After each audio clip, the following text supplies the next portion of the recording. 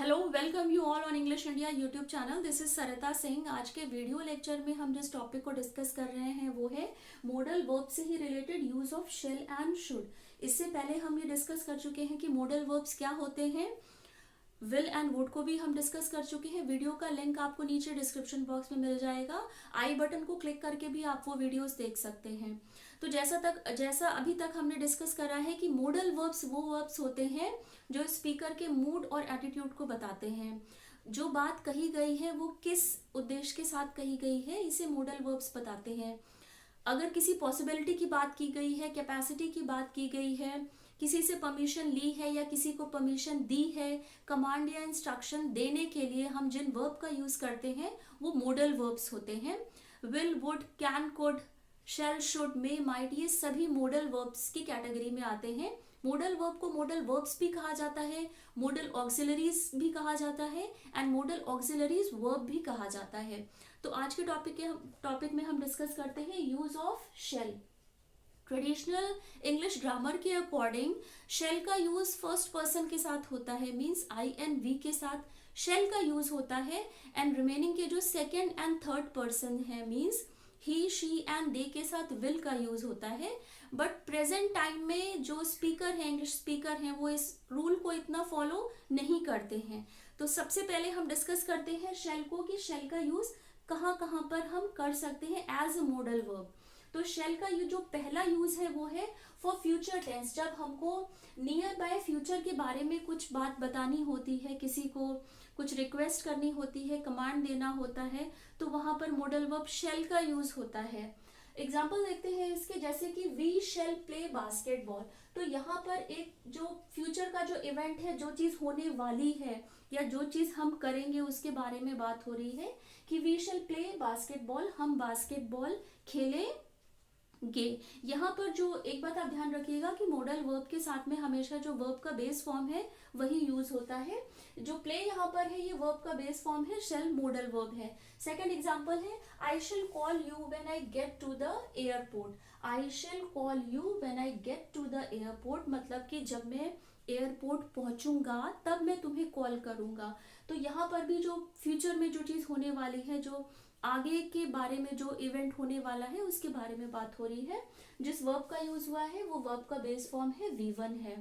Shell का use होता है फॉर कमांड एंड इंस्ट्रक्शन। जब हमें किसी को कुछ कमांड देनी होती है, इंस्ट्रक्शन देना होता है, वहां भी शेल का यूज करते हैं। एग्जाम्पल है you shall report here at 8 AM, मतलब कि आप यहाँ पर रिपोर्ट करेंगे, एक ऑफिस है वहां पर आप रिपोर्ट करेंगे एट 8 AM। तो एक तरह से कमांड दिया गया है, इंस्ट्रक्शन भी कह सकते हैं कि आपको वहां पर रिपोर्ट करना है या आप रिपोर्ट करेंगे 8 AM पर। शेल के साथ जिस वर्ब का यूज हुआ है वो है रिपोर्ट, V1 फॉर्म है। Shall as a modal verb यहाँ पर आया है for command and instruction. Second example है student shall not enter here. यहाँ पर ये स्टूडेंट को इंस्ट्रक्शन दिया गया है। शेल यहाँ पर मॉडल वर्ब है और ये जो सेंटेंस है ये नेगेटिव सेंटेंस है क्योंकि यहाँ पर नॉट का यूज हुआ है।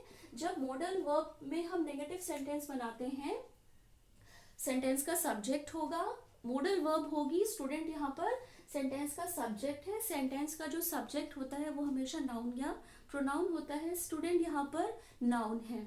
इसके बाद मॉडल वर्ब शेल का यूज हुआ है। नॉट यहाँ पर क्योंकि नेगेटिव सेंटेंस है इसलिए नॉट का यूज हुआ है। एंड एंटर यहाँ पर V1 फॉर्म है। नेगेटिव सेंटेंस है, मॉडल वर्ब के बाद में नॉट है, उसके बाद में सेंटेंस का वर्ब है। तो student shall not enter here, यहाँ पर एक तरह से इंस्ट्रक्शन दिया गया है स्टूडेंट को। कोई एक एरिया है, स्कूल में कोई एक एरिया है, तो वहां पर स्टूडेंट को इंस्ट्रक्शन दिया गया है कि स्टूडेंट इससे आगे नहीं बढ़ेंगे या इस रूम के आगे स्टूडेंट नहीं जाएंगे। तो यहाँ पर इंस्ट्रक्शन देने का काम किया गया है। शेल का यूज स्कूल्स में मोस्टली होता है, जैसे कि एक एग्जाम्पल है all the student shall join the assembly. तो शेल का यूज स्कूल में भी होता है इंस्ट्रक्शन देने के लिए, जब हमें बच्चों को इंस्ट्रक्शन देना होता है स्कूल में। जो थर्ड पॉइंट है वो है फॉर प्रॉमिस। शेल का यूज जब हम प्रॉमिस करते हैं किसी से तब वहां पर होता है। एग्जाम्पल देखते हैं you shall be the first person, you shall be the first person to know, मतलब आप वो पहले पर्सन होगे जिसे ये बात पता चले गी। यू शेल बी द, जो बी है ये V1 फॉर्म है, is, am, are, was, were. You shall be the first person to know, मतलब आप वो पहले पर्सन होगे जिसे ये बात पता चलेगी। तो एक तरह से प्रॉमिस किया गया है कि किसी और को बात नहीं पता चलेगी, लेकिन आप वो ऐसे पहले पर्सन होगे जिसे ये बात पता चलेगी। सेकंड एग्जांपल है, you shall be given a present if you stand first in class. तो अगेन यहाँ पर शेल का यूज हुआ है फॉर प्रॉमिस, मॉडल वर्ब है, बी यहाँ पर V1 फॉर्म है वर्ब का। You shall be given a present if you stand first in the class, मतलब कि आपको प्रेजेंट दिया जाएगा अगर आप क्लास में फर्स्ट आएंगे। तो एक तरह से प्रॉमिस किया गया है कि जब आप फर्स्ट आएंगे तभी आपको प्रेजेंट मिलेगा। लास्ट जो इसका पॉइंट है, शेल का यूज होता है फॉर ऑफर एंड इनविटेशन में। जब हम किसी को ऑफर देते हैं या किसी को इनवाइट करते हैं, इनविटेशन देते हैं कि ऐसा करिए, वहां पर मॉडल वर्ब शेल का यूज होता है। एग्जाम्पल है, that bag looks heavy, shall I carry it for you. तो यहाँ पर एक ऑफर दिया गया है कि ये जो आपका बैग है, इट लुक्स हैवी, मतलब ये नहीं कहा गया है कि बैग हैवी है, इट लुक्स हैवी मतलब ये हैवी दिख रहा है। Shall I carry it for you, क्या मैं ये ले सकता हूँ आपसे? तो आपको थोड़ा सा मतलब आप वेट थोड़ा सा आपको कम लगेगा। That bag looks heavy, shall I carry it for you, bag जो है वो हैवी दिख रहा है, क्या मैं इसे कैरी कर लूँ, क्या मैं इसे ले लूँ आपसे? तो यहाँ से एक तरह का ऑफर दिया गया है एक पर्सन को। सेकेंड एग्जाम्पल है, shall I wash the dishes. Again यहाँ पर ये इंटेरोगेटिव का सेंटेंस है। इंटेरोगेटिव का सेंटेंस जब फ्रेम होता है तो उसमें मॉडल वर्ब में जब इंटेरोगेटिव का सेंटेंस फ्रेम होता है तो मॉडल वर्ब पहले आती है, उसके बाद सेंटेंस का सब्जेक्ट आता है। जैसे आई यहाँ पर सेंटेंस का सब्जेक्ट है, इसके बाद में वर्ब आती है।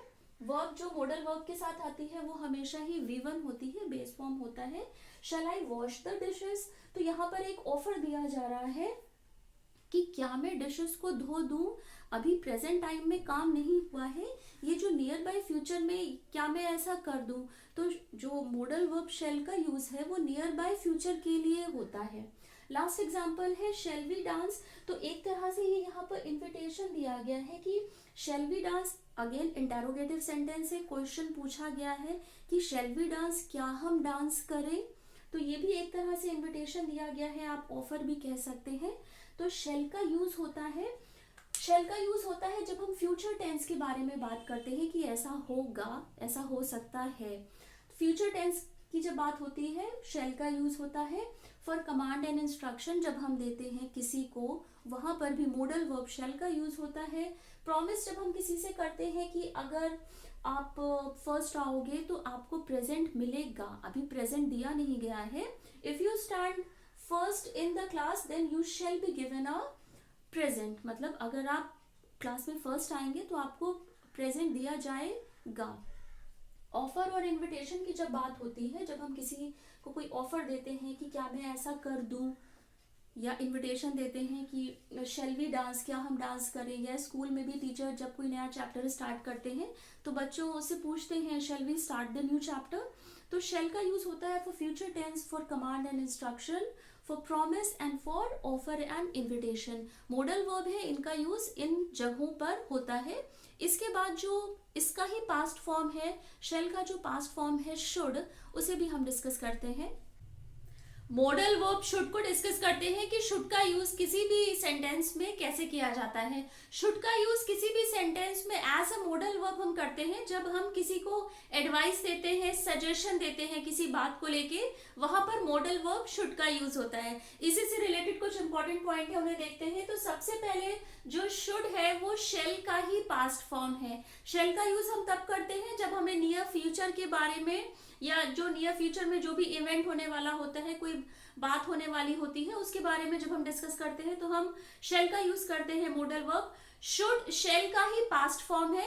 तो सबसे पहला जो इसका पॉइंट है वो है past form of shall. Example देखते हैं, you should have listen to me that day. यहाँ पर ये कहा गया है, शुड का यूज होता है चाहिए के सेंस में, तुम्हें ये करना चाहिए, या तुम्हें ये करना चाहिए था, या ये आप कर सकते हैं।